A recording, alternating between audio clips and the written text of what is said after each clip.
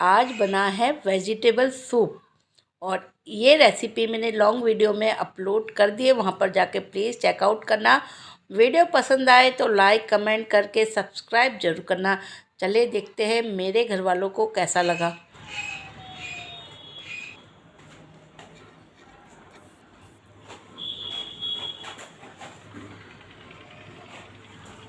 Vegetable soup मज़ा लो सर्दियों में।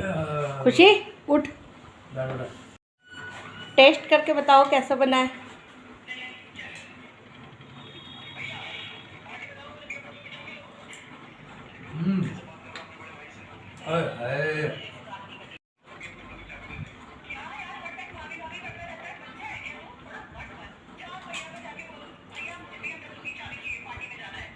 बहुत अच्छा बनाया तुम जूस यार।